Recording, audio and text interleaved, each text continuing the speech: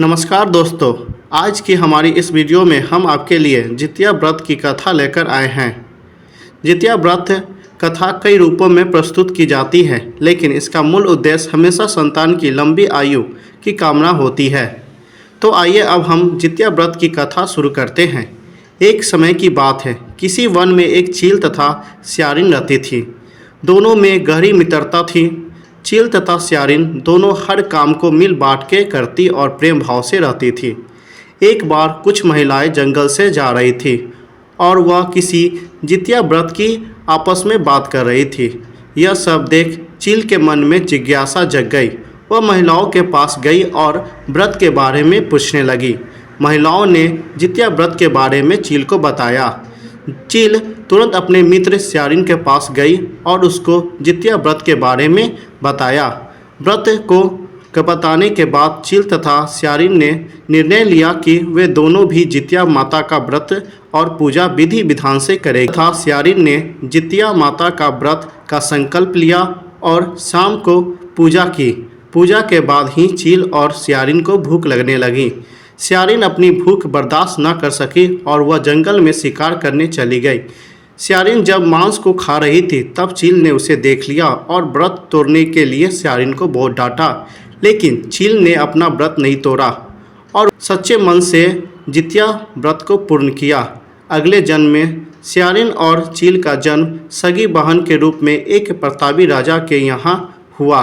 स्यारिन का विवाह एक राजकुमार से तथा चील का विवाह राजमंत्री के पुत्र से हुआ। कुछ समय बीता तो स्यारिन ने एक पुत्र को जन्म दिया।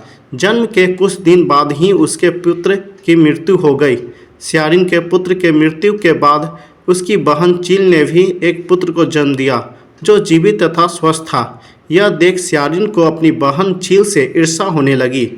स्यारिन ने अपने बहन के पुत्र तथा पति को जान से मरवाने की कोशिश की, परंतु दोनों ही बच गए। एक दिन देवी माँ स्यारिन के स्वप्न में आई और उसने स्यारिन से कहा, यह तुम्हारे पूर्व जन्म के कर्म का फल है। अगर तुम इसे ठीक करना चाहती हो तो माँ जितिया की व्रत और उपासना करो। प्रातःकाल उठकर स्वप्न के बारे में स्यारिन ने अपने पति को बताया। पति ने यह सुन स्यारिन को व्रत करने की अनुमति दे दी और उसकी बहन चील से माफ़ी मांगने को कहा। इसके बाद स्यारिन ने अपने बहन चील के घर गई और उसने अपनी गलतियों की माफ़ी मांगी। स्यारिन को अपनी गलती पर पछतावा देख चील ने उसे माफ़ कर दिया। अगले साल जितिया व्रत पड़ा। यह व्रत स्यारिन और उसकी बहन चील दोनों ने एक साथ रखा। माता जितिया स्यारिन के व्रत से प्रसन्न हुई और उसको पुत्र प्राप्ति का आशीर्वाद दिया। कुछ दिनों बाद ही एक सुंदर बालक को जन्म दिया। अब दोनों बहन प्रेम भाव से खुशी खुशी रहने लगी। मान्यता है कि तभी से ही संतान की लंबी उम्र और कल्याण के लिए जितिया व्रत मनाया जाता है। वीडियो अच्छी लगी तो वीडियो को लाइक और चैनल को सब्सक्राइब करें। धन्यवाद।